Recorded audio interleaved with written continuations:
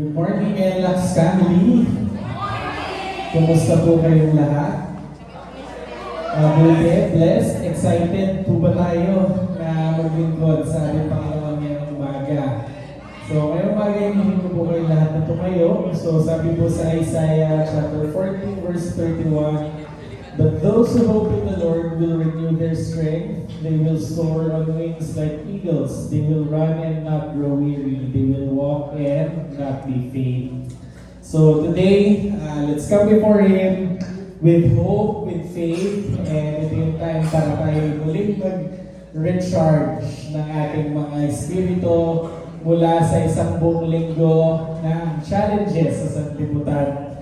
And let's come before Him with our hearts ready to praise. At hinihiling ko si Brother Eugene na pamunahan tayo sa ating opening prayer. Dakilang Diyos, kami po ay muli nagpupurit ng papasalamat, Panginoon, sa umagang ito. Salamat po Diyos, at minsan pa ay kami po ay narito sa iyong harapan at patuloy nga po kami may taglay na lakas, spiritually and physically, O Diyos. Salamat, Panginoon, sa mga katagumpayan, O Diyos, hallelujah, na kami nga po ay nakarating sa aming panambahan. Salamat, O Diyos, at kami po ay yung hindi hinadlangan, O Diyos, hallelujah. At kami ay handang magpuri at handang luwalhatiin ka, O Diyos, sa umagang ito. Kaya patuloy namin panalangin, Panginoon, hallelujah, na hayaan mo na maitaas namin ang iyong pangalan sa pamumuno, Panginoon, ng aming mga song leaders, aming mga musician, O Diyos, ay patuloy namin maluwalhati ka, O Diyos, hallelujah, papurihan ka, Panginoon, sa magitan, Panginoon, ng aming mga bibig, ng aming mga kamay, at aming katawan, O Diyos, hallelujah, upang patuloy namin sambahin ang pangalan mo sa umaga nito, O Diyos, at patuloy namin pasalamatan, O Diyos. Patuloy mong pagpalain, Panginoon, ang iba pang bahagi ng aming paglilingkod nito, O Diyos, hallelujah, lalo lang, O Diyos, at namin pong mahangaran sa umaga nito, Panginoon, ay gagamitin at patuloy na dalhin mo, O Diyos, hallelujah, ang mensahe na nauukol sa pangailangan namin spiritual sa umaga nito, O Diyos. At maraming salamat, Panginoon, at ang lahat ng ito ay patuloy namin binabalik ang purihan at kalulutian at salamat sa pangalan ni Yesu Cristo na aming kapagligtas. Everybody say Amen. Amen.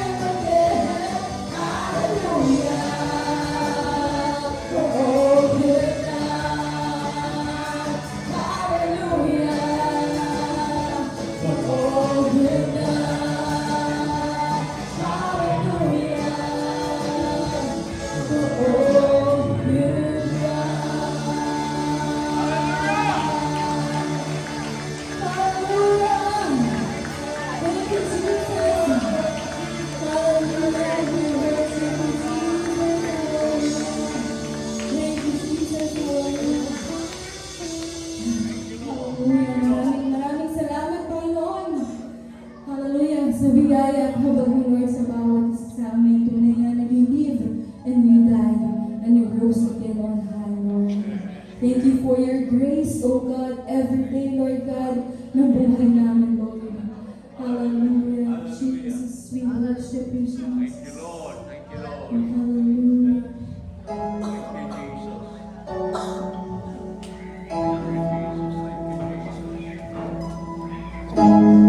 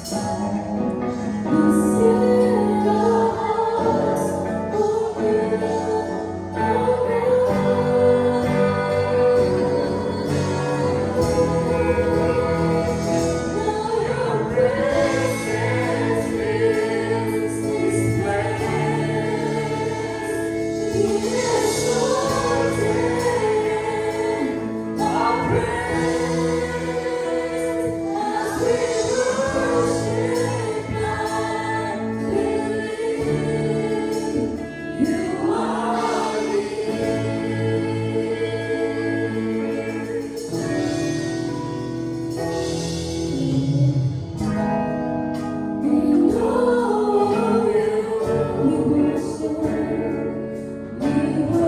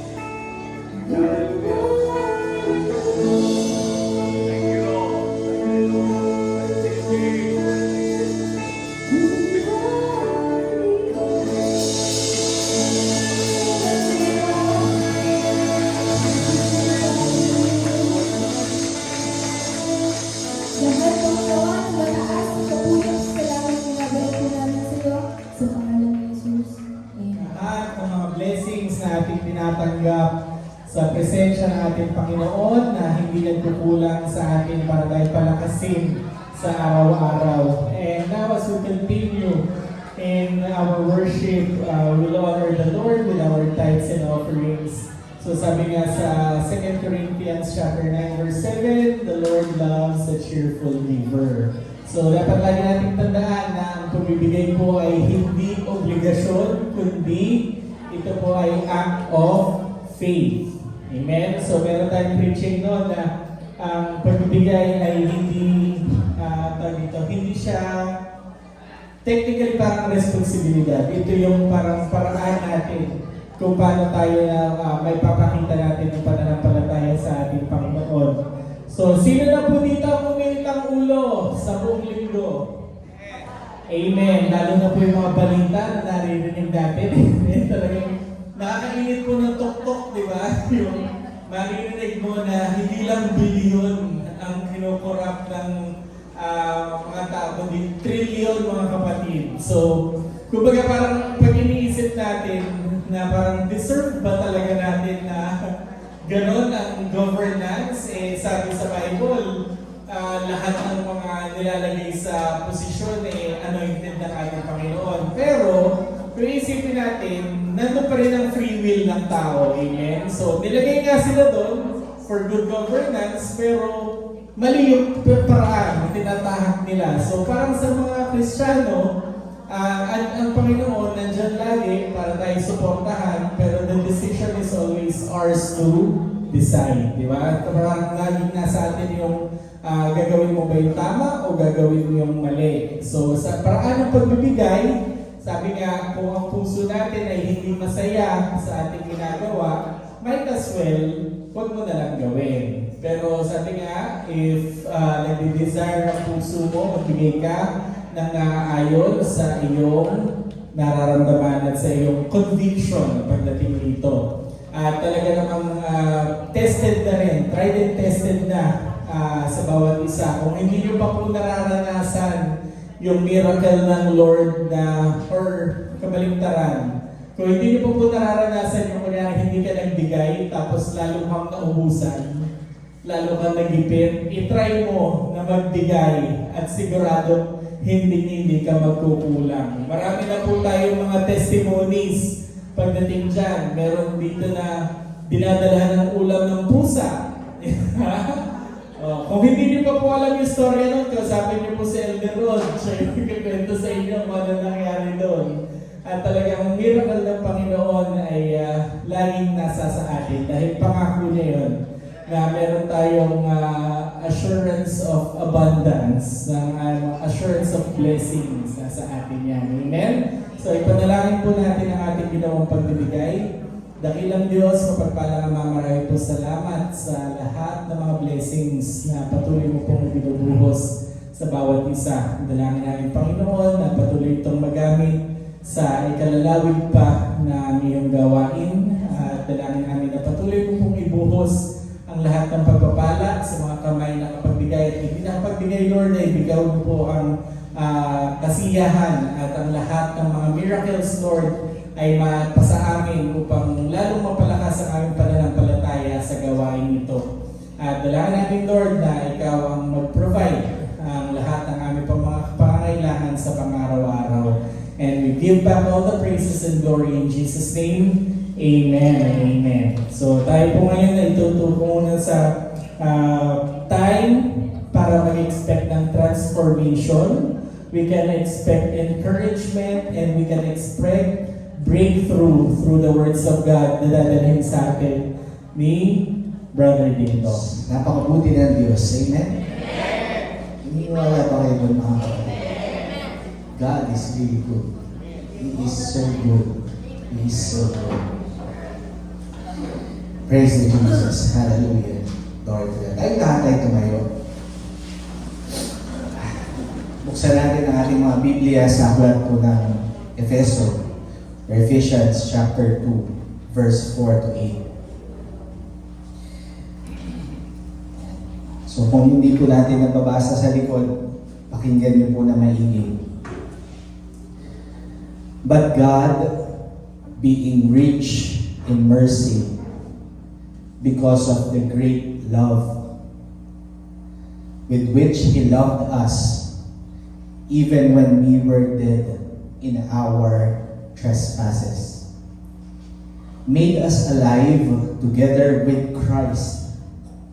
By grace you have been saved, and raised up, and with Him, and seated us with Him in the heavenly places in Christ Jesus, so that in the coming years of ages He might show the immeasurable riches of His grace in kindness toward us in Christ Jesus.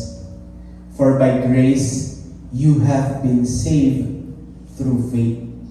And this is not of your own doing. It is the gift of God, not a result of works, so that one may boast. For we are His workmanship, created in Christ Jesus for good works, which God prepared beforehand that we should walk in them. Pagpalain ang salita ng Panginoon, tayong lahat ay manalangin. Dakilang Ama na makapabuti sa lahat. Kami po ay naririto makikinig muli ng iyong salita. Hinihiling namin, Panginoon, ang pagkilos mo, ang iyong banal na Espiritu, ang siyang kumilos sa bawat puso at isipan namin sa umagang ito. Hayaan mo, Panginoon, na ang iyong paglalangis sa tao na itinayo mo sa harapan.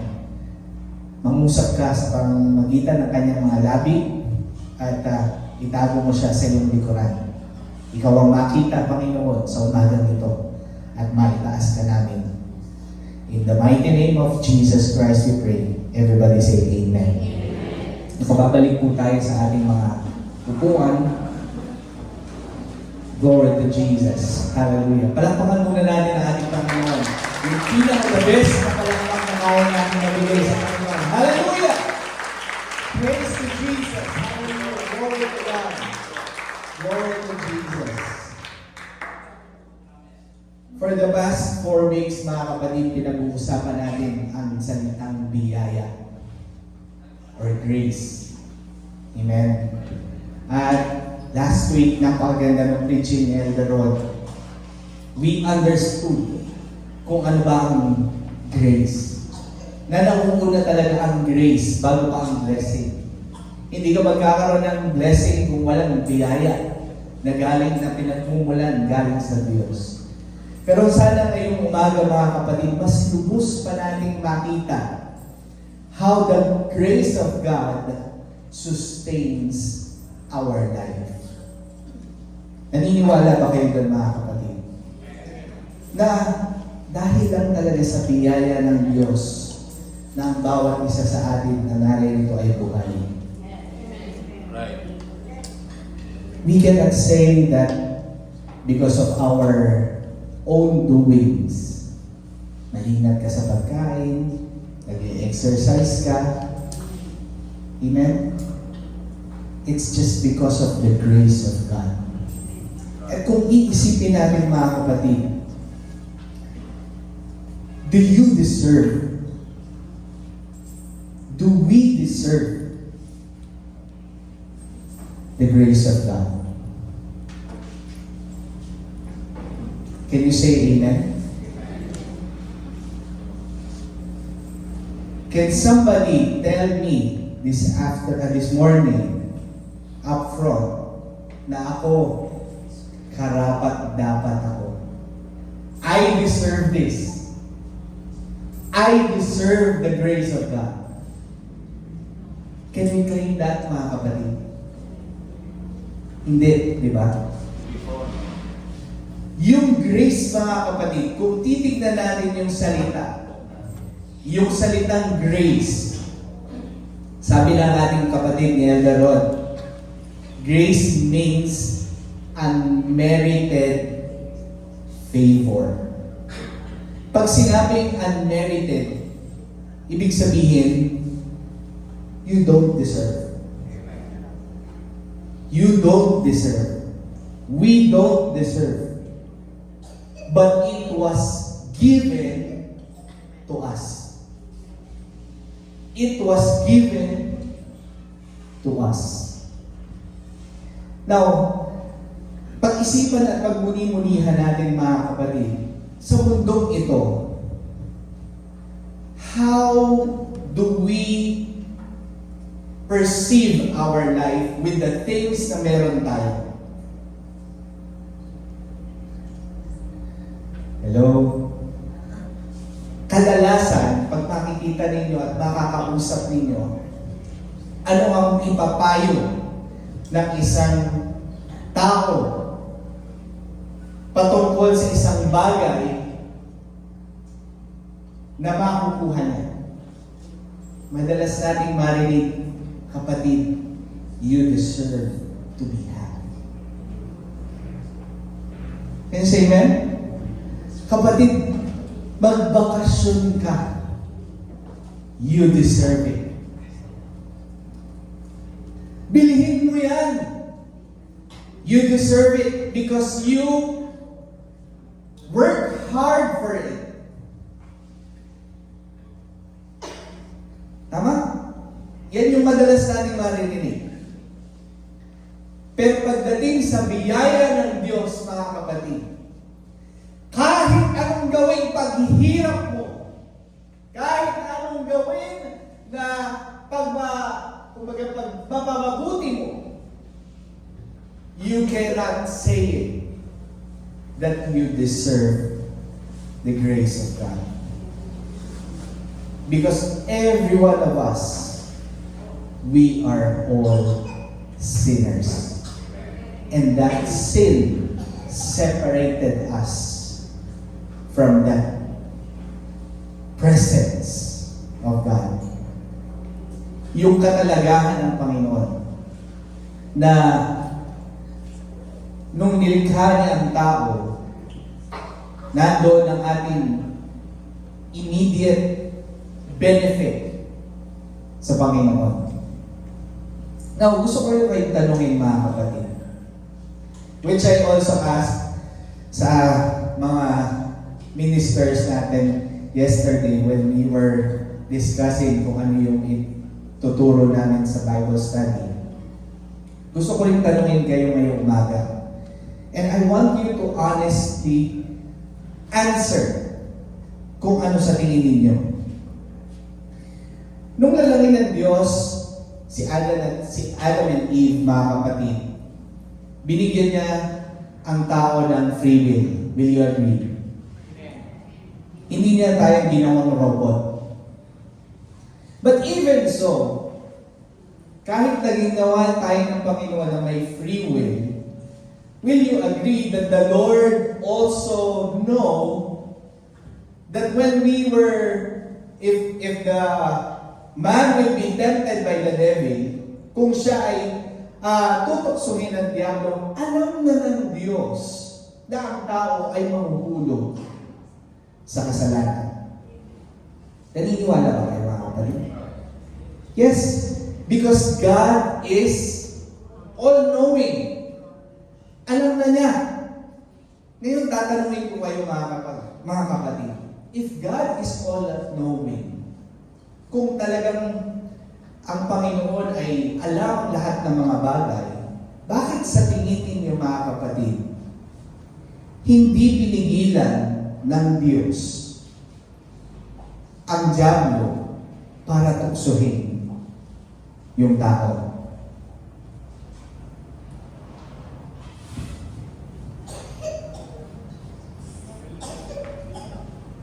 May naiisip ba kayo, mga kapatid?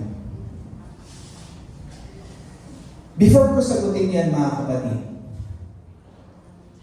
I want you to meditate in Isaiah 55, 8 and 9. Sabi dyan, for my thoughts are not your thoughts, neither are your ways my ways, declares the Lord. As the heaven are higher than the earth, so are my ways higher than your ways, and my thoughts higher than your thoughts. Pero pinag-iisipan ko pa rin, mga kapatid, na arugin. Bakit inalaw ng Diyos ang bagay na ito? And I hope that this morning, you will appreciate the grand plan of God for you and me. Why He allowed na ang tao ay mahulog sa kasalanan. Bagamat alam niya na ito ay makakasakit sa kanyang damdamin. Pero sabi ng Panginoon, your thoughts are not my thoughts, nor your ways are my ways. Sa tingin natin, mga kapatid, maraming tanong sa atin, bakit pa inalaw ng Diyos? Eh di sana meron akong magandang buhay. Eh di sana hindi ako nagkakandaletse-letse sa buhay ko ngayon. Eh di sana hindi ganyan kakurap ang gobyerno. Your thoughts is far away from God's thoughts. And your ways are far from God's ways. Sa pasimula pa lang mga kapatid, hanggang sa panahon ng ating Panginoong Jesucristo, there's only one reason that what the Lord wants us to know and see. At yun ay ang pag-ibig ng Diyos sa atin. At ma-extend yung pag-ibig na yun sa pamamagitan ng isang pag-ibig that you don't deserve. That we don't deserve. So that we will not boast to God that it is because of my own doings. It is because of myself. It is because of me. Na kung saan si Satanas, yun ang nais niya na maging katulad ang isang tao sa kanya na napakataas ng pagtingin sa kanyang sarili. Na katulad na inihahantulad na niya at gusto niya pang higitan ang Diyos na siyang lumikha lamang sa kanya.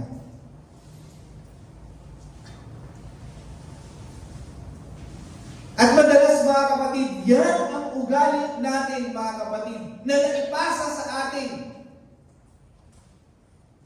Yung ugaling makasalanan na naipasa sa atin nung ating kanununuan ni Adan at ni Eva, yung dugong makasalanan na kaya hanggang ngayon, yung pag-iisip natin mga kapatid, ay katulad kung paano ang Diablo mag-isip. We want to take control of our life. We want to take control of the things that we think that we deserve. Pero sa totoo mga kapatid, gumawa ng paraan ang Panginoon. Inalaw ng Diyos na ang tao ay mahulog sa kasalanan upang magkaroon ng biyaya na kung saan ang biyayang ito ang siya nating aasahan at hindi ang ating mga sarili. Amen. From the beginning until the cross, God's grace is part of the grand plan of God to show love even that we don't deserve it. Basahin natin mga kapatid ang Jeremiah 32, verse 36 to 41. Sabi dito, "Now therefore, thus says the Lord, the God of Israel." Alam natin mga kapatid na ang mga Israelita ay ang bayang pinili ng Diyos. At sa lahi na ito manggagaling rin ng Misaya, na kung saan ang ating Panginoong Jesucristo ay galing sa lineage na ito. From the promise of God to Abraham until to the completion ng pangako ng Diyos sa pamamagitan ng pananampalataya ni Abraham, ito ay ibinigay ng Diyos at naisakatuparan para sa mga Israel nung una. At ito ang katunayan, itong verse na ito ang katunayan sa plano ng Diyos. Subalit makikita natin na sa plano ng Diyos, hindi po nalingid ang mga hintil na tulad natin. Hindi po iniwan ng Diyos na sa mga Israelita lang mangyayari ang isang bagay na napakabuti. Kundi in-extend niya talaga para sa lahat hanggang sa panahon natin. Let's continue reading mga kapatid. Ang sabi niya dito, "It is given into the hand of the king of Babylon by sword, by famine, and by pestilence. Behold, I will gather them from all the countries to which I drove them in my anger." Pinarusahan ng Diyos kung nakikinig tayo sa mga Bible study natin inaalaw ng Diyos na maparusahan ng mga Israelita upang kumilala sila sa Diyos. Subalit, hanggang sa dami na ng paalala ng Panginoon, sa dami na ng experience sa mga Israelita, kailanman lagi sila tumatalikod at nakakalimot na kumilala sa ating Panginoon. Kaya ang sabi niya dito, from all the countries to which I drove them in my anger, in my wrath, and in my great indignation, I will bring them back to this place, and I will make them dwell in safety. And they shall be my people. Imagine mga kapatid, isang bayan na kung saan hindi kumikilala sa Diyos, ang Panginoon pa rin ang gumagawa ng paraan para sila makabalik sa presensya ng ating Panginoon. Ang sabi niya, they will dwell in safety and they shall be my people and I will be their God. I will give them one heart and one way, and they may fear me forever for their own good and the good of their children after them. I will make them an everlasting covenant. Yung pangako ng Panginoon, ang sabi niya, ang Diyos rin ang gagawa ng paraan na yung ibibigay niyang covenant or pangako or kasunduan ay magiging everlasting na kasunduan.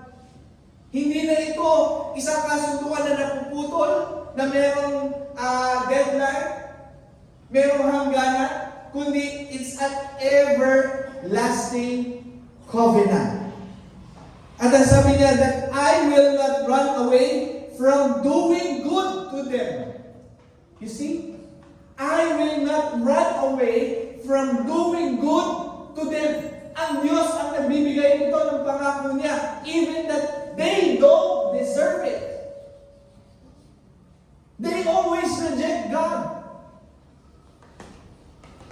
Pero ang sabi ng Panginoon, I will continue doing good for them. And I will put fear of me in their hearts.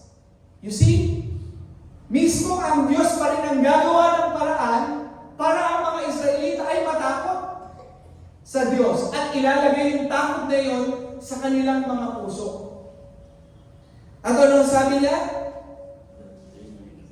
That they may not turn from me, I will rejoice in doing them, and I will plant them in this land in faithfulness with all my heart and with all my soul. Now mga kapatid, yung pangakong yan ng ating Panginoon sa mga Israelita, yung everlasting covenant na yun mga kapatid, ay na-fulfill sa panahon ng ating Panginoong Jesucristo. Amen. Why? When God gave the covenant to Moses, the law, ito po ay hindi sumapat. At alam niya na hindi sasapat ang mga Israelita sa pagsunod dun sa law, sa batas. Laging at laging magkukulang ang mga Israelita. Kaya ang Panginoon na rin ang gumawa ng paraan na yung covenant na yun ay mapalitan ng isang everlasting covenant na kung saan siya mismo ang gagawa ng paraan na yung mabuting bagay ay continuous na ibibigay sa kanila at ma-enjoy nila. At yung takot sa Diyos ay patuloy nilang i-acknowledge sa pamamagitan ng everlasting covenant na yun. Basahin natin mga kapatid in the book of Hebrews chapter 8. At dito natin ma-appreciate mga kapatid na dun sa everlasting covenant na plano ng Diyos para sa mga Israelita, hindi lang sa Israelita ibinigay ng ating Panginoong Diyos. Ang sabi niya dito, now the point in what we are saying is this: we have such high priest one who is seated on the right hand of the throne of majesty in heaven, a minister in the holy places, in the true tent that the Lord set up, not man. It is God who set it up and not man. Ang sabi niya dito, for every high priest is appointed to offer gifts and sacrifices. Thus, it is necessary for this priest also to have something to offer. Now, if we are on earth, he would be a priest at all, since there are priests who are offering gifts according to the law. So, ibig sabihin, kung yun daw ay isang regular lang na pari, according to the law, na nagbibigay ng hain, hindi ganoon ang ginawa ng Diyos para sa kanila at para sa atin. Mas mahigit pa doon sa pagbibigay ng mga hain ng mga regular na mga pari. Ang sabi niya dito, now if we're on earth, he should be a priest at all, since the priests who offer gifts according to the law, they serve a copy and shadow of the heavenly things. For when Moses was about to erect the tent, he was instructed by God, saying, see that you make everything according to the pattern that was shown you on the mountain. Yung kasunod, mga kapatid, take note of this. But as it is, Christ has obtained a ministry that is much more excellent. Christ did a ministry that is much more excellent. At ang sabi niya dito, than the old covenant. And what is that? The covenant of the law. The law of Moses. Yung pangako na yun ng Panginoon sa kanila. God ministered a much more excellent covenant. Nakukuha natin, mga kapatid. At ang sabi niya, He mediates is better since it is enacted on better promises. For if the first covenant had been faultless, there would have been no occasion to look for a second. Kung walang flaws yung first covenant, wala nang mangyayari na second covenant. Kung naging perfect yung first covenant, mga kapatid, wala nang mangyayaring Kristo. Pero alam natin na yung first covenant ay hindi talaga na-fulfill. Hindi sumasapat. Para ang isang Israelita ay makarating or makaabot doon sa kaluwalhatian ng Diyos. Kaya ang Panginoon na mismo ang gumawa ng paraan, even that we don't deserve it, He made an excellent covenant, an everlasting one, a better covenant for you and me to enjoy. Palakpakan natin ang ating Panginoon. Ituloy natin, mga kapatid. Diyan sa mga susunod na verses, this is the same verse na binasa natin dun sa Jeremiah. Ang sabi niya dito, for he finds fault with them when he says, behold, the days are coming, declares the Lord, when I will establish a new covenant.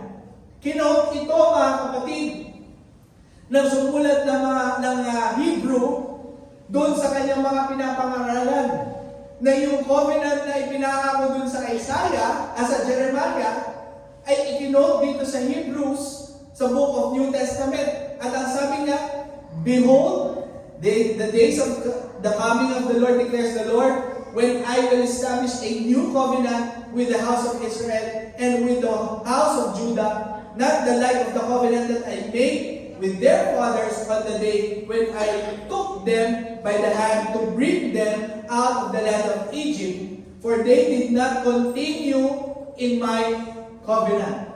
You see, hindi tumuloy or hindi sumapat itong mga Israelito dun sa unang covenant na ibinigay ng Diyos.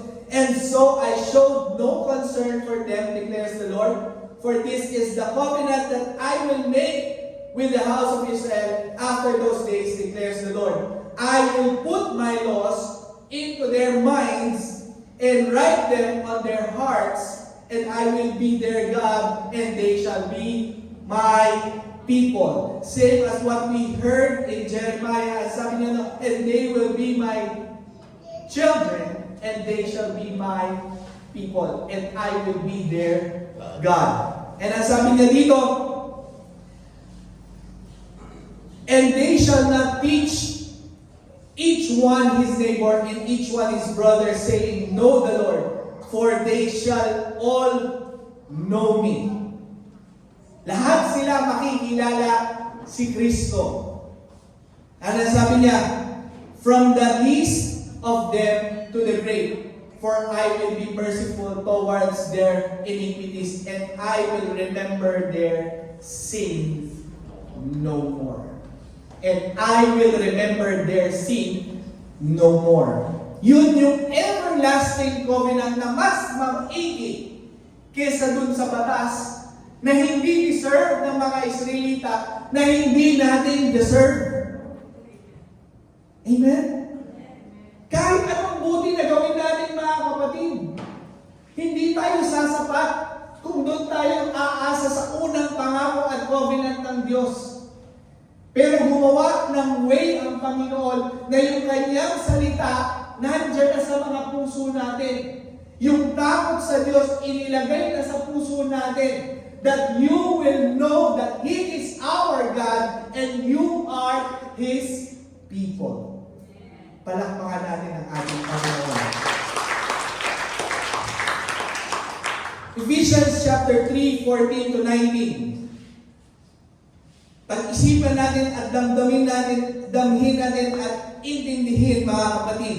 Sabi niya dito, for this reason, I bow my knees before the Father, from whom every family in heaven and on earth is named, that according to the riches of His glory, He may grant you to be strengthened with power through His Spirit in your inner being, so that Christ may dwell in your hearts through faith. So that Christ may dwell in your hearts through faith. So, ibig sabihin, mga kapatid, meron tayong kailangan gawin. At yun ay sampalatayanan ang ginawa ng ating Panginoong Hesukristo. At ang sabi niya dito, that you being rooted and grounded in love. Sapagkat kung nauunawaan natin yung plano ng magandang plano ng Diyos, simula nung una kung bakit niya inalaw na ang tao ay magkasala, para maintindihan natin na kahit hindi tayo deserving, ganon tayo kamahal ng Diyos na ibinigay niya ang ating Panginoong Hesukristo para sa atin. That may be rooted and grounded in love. Ang sabi ng Panginoon, may have strength to comprehend.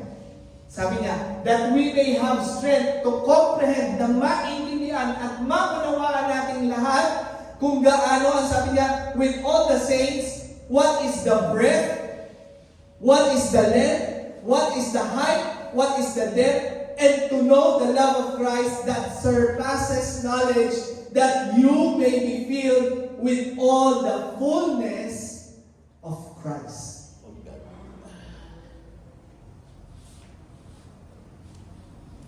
You see, mga kapatid, dito sa Ephesians, ipinapakita ng Panginoon na yung biyaya ng Diyos na ibinibigay sa atin sa pamamagitan ng ating Panginoong Hesukristo, dito natin mauunawaan at dito tayo magiging rooted and grounded dun sa pag-ibig ng Diyos sa atin. Amen? Yung pag-ibig na yun, mga kapatid, ang magbubunsod sa atin para tayo makompel na sumunod sa ating Panginoon, matakot sa Diyos dahil dun sa pag-ibig na ibinigay na sa atin, even so we don't deserve it.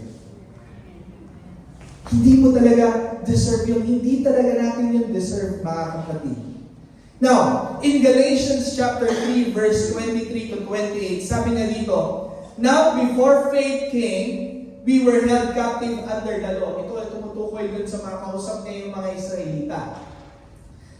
Dahil sila ay nabubuhay nung panahon na yon sa law of Moses. Pero nung panahon ng ating Panginoon, sabi niya, imprisoned until the coming of faith would be revealed. So then the law was our guardian until Christ came. Ibig sabihin daw, yung daw batas, yun ay naging, gabay ng mga Israelita hanggang sa pagdating ng ating Panginoong Hesukristo. At yung gabay na yung mga kapatid, ang ginamit or ginagamit nila hanggang sa panahon ng ating Panginoong Hesukristo. So balik na sabi niya, in order that we might be justified by faith. Ibig sabihin, yung pagiging justified,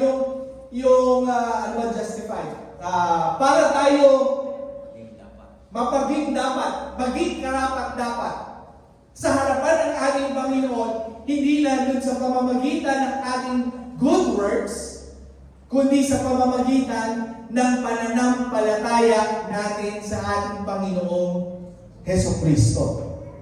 Palakpakan natin ang ating Panginoon.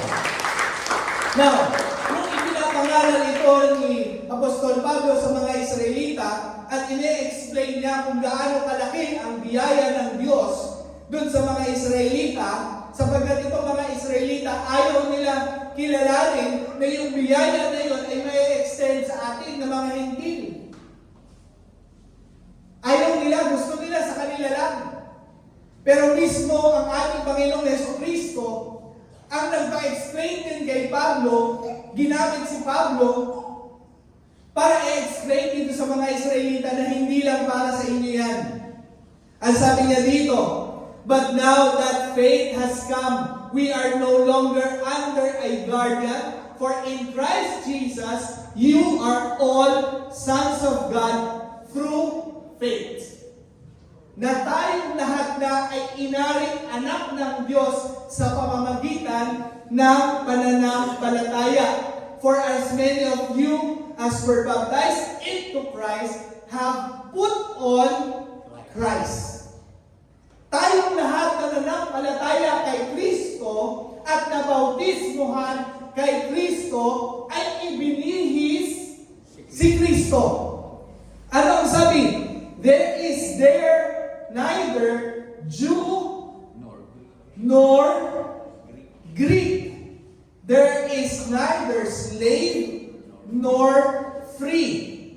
There is no male, female. For you are all one in Christ Jesus, and if you were in Christ, then you are Abraham's offsprings, heirs according to his promise. Palakpakan natin ang ating Panginoon.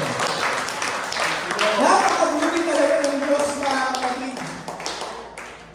Imagine ninyo, mga kapatid, kung hindi ginawa ng ating Panginoon na ibigay ang ating Panginoong Hesukristo sa atin, saan tayo pupulutin? Saan tayo pupulutin? Kung hindi ibinigay ng Diyos ang ating Panginoong Hesukristo. Now, the Lord is just asking for you to have faith in Christ.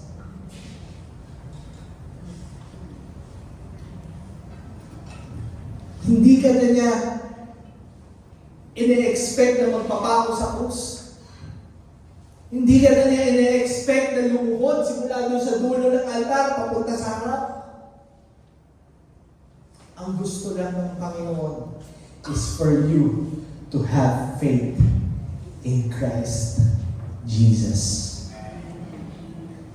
And that is the grace of God that was given to us. That is the one sustaining our life. Yun dapat ang nagsusustain sa atin, mga kapatid. Showing our faith is showing that we have the 5 assurances through Christ Jesus. In our discipleship, mga kapatid, we have the assurance of salvation. We have the assurance of forgiveness. We have the assurance of answered prayer. We have the assurance of guidance. We have the assurance of victory. And these 5 assurances sustains us through faith in Christ Jesus. Amen. By His grace given in Christ Jesus. Kaya mga kapatid, wala talagang pwede tayong ipagmalaki sa harapan ng Panginoon. Kung mabuti yung ginagawa mo ngayon, huwag mong sabihin, mabait ka. It is because of Christ who is in you that only God put on you His Spirit when you accepted Christ as your Savior. Lahat ng nangabautismuhan kay Kristo ay ibinihis si Kristo. Kaya meron tayong assurance of answered prayer, hindi dahil because mabait ka, hindi dahil favorite ka. It is because you wear the garment of Christ, which is a gift of God that we don't deserve. Yung kabutihan ng Diyos na yun, mga kapatid, na ipinikita niya yung pagmamahal niya sa pamamagitan ng ating Panginoong Jesucristo, yung kabutihan ng Diyos ang nakikita ng ating Panginoon at hindi yung ating karumihan. Dahil ibinihis natin si Kristo. Now, Brother Dom, so okay lang ba na magkasala ko? No. No. Because if you love and if we believe in Christ, you will be forever in debt sa Kanya. Nagpapasalamat, kumikilala, nagpapakababa, at umaasa palagi doon sa biyaya ng Diyos na ibinigay na sa iyo kahit hindi mo deserve.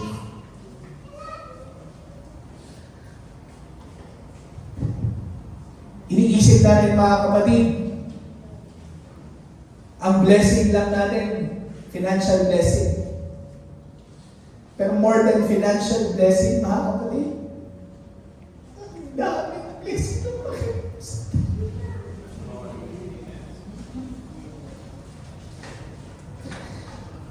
Kung kasama niyo yung nanay niyo ngayon, it's a blessing from God.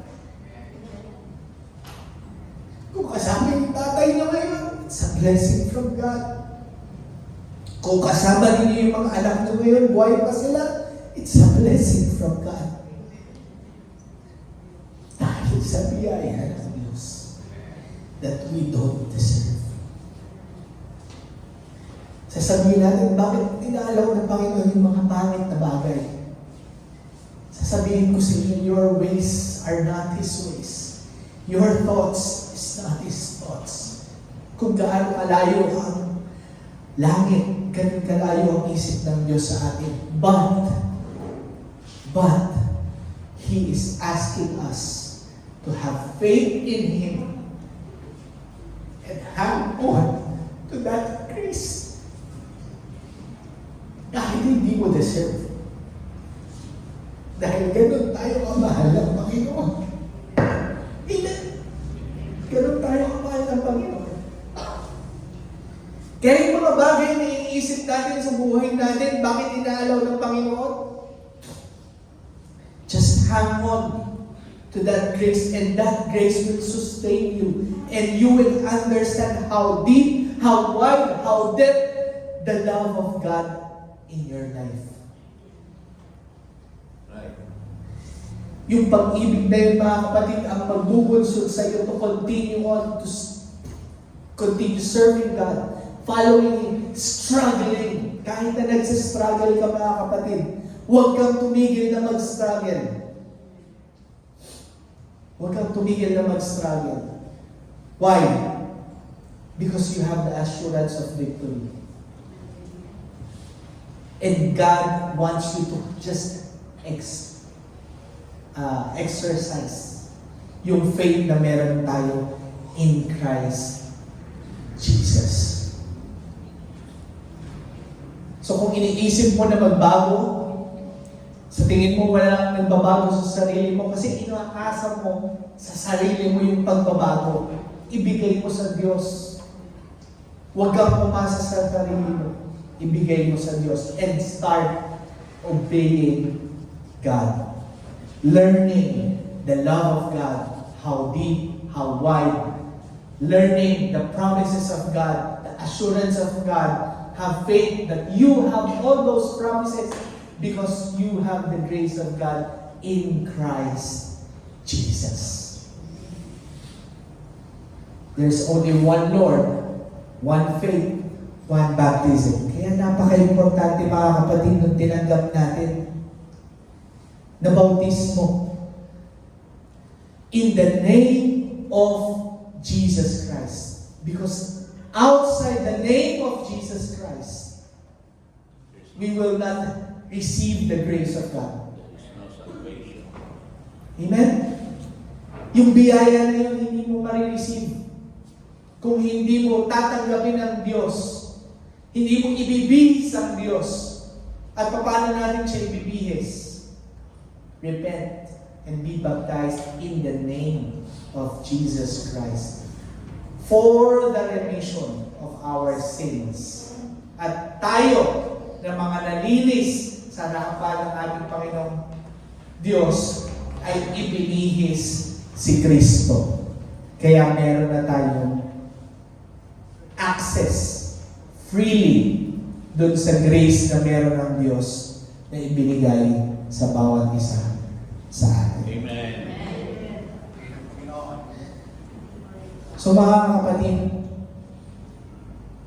I hope that this morning, every day, kung meron tayong mga problema, meron tayong mga kinakaharap, ngayon maraming mga problema sa mundo. Wala po tayong pwedeng gawin kundi umasa, mananampalataya sa biyaya ng ating Panginoon Jesucristo in the name of Jesus Christ. Yun lang mga kapatid. Wala na po akong maipapayo sa inyo, kundi asahan nyo lang at isipin nyo lang na yung biyaya na ibinigay ng Diyos sa atin nung tanggapin natin ang ating Panginoon Jesucristo sa buhay natin. Kaya po yung kanta na, Your grace is enough. Your grace is enough. And your grace is enough for me. Tunay na yung biyaya lang talaga ng Diyos. Sapat at higit pa yun mga kapatid. Para maintindihan natin, ma-overcome natin, at masustain natin ang buhay natin dito sa mundo hanggang sa pagbabalik ng ating Panginoon Jesucristo. So kung meron tayong mga kaibigan, mga mahal sa buhay, na hindi pa naiintindihan yung tinanggap natin biyaya mula sa Diyos, let's start sharing so that they will understand that even them, even us, pag share natin sa kanila, they will say, Salamat Panginoon, even I don't deserve it. You gave your life for me. Yun yung magandang plano why God allowed para ma-realize natin kung gaano kalalim, kalawak ang pag-ibig ng Diyos sa atin. Amen? So ngayong umaga tayo lahat ay tumayo.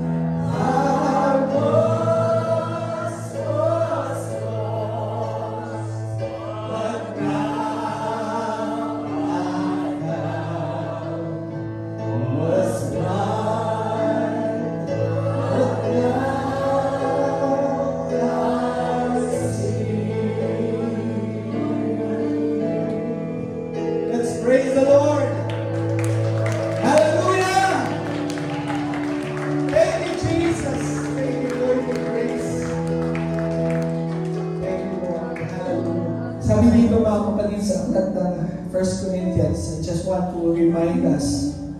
So then whoever eats the bread or drinks the cup of the Lord in unworthy manner will be guilty of sinning against the body and blood of the Lord.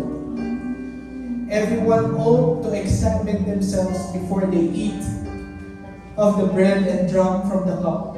For those who eat and drink without discerning the body of Christ and eat and drink judgment on themselves. That is why many among you are weak and sick, and number of you have fallen asleep. So hindi po natin pinagdadamot ang pagkain ng katasang ubas. Subalit, katulad ng nandito sa ating binasa sa unang Korinto, tayo po ay uminom, kumakain ng hatol kung tayo ay kain ito at iinom ng hindi nararapat. So we have to examine ourselves before we take it. Dakilang Diyos, purihin ka sa iyong kapag-ibig, sa kabutihan mo sa bawat isa. At sa pag-alala namin, Panginoon, sa ginawa mo doon sa krus ng Kalbaryo para sa amin. Maraming salamat. Basbasan mo, Panginoon, mga tinapay at katasang ubas na ito na aming tatanggapin. Huwag ito maging hatol, bagkus maging pagpapala sa bawat isa sa amin na tatanggap nito. In the mighty name of Jesus Christ, we pray. Amen. Sabi ng Panginoon, He broke it and said, "This is my body, which is for you. Do this in remembrance of me."